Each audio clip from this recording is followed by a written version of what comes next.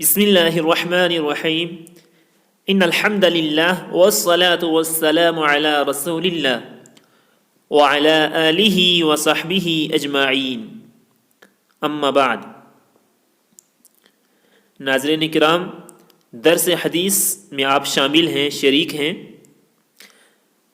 درس حدیث کے تحت آج حدیث نمبر 5 ہم پڑھیں گے، جس کا مضمون اور ٹائٹل ہے سب سے زیادہ انعامات حاصل کرنے والا عمل کیجئے۔ سب سے زیادہ انعامات حاصل کرنے والا عمل کیجئے، یہ آج کی حدیث کا مضمون ہے۔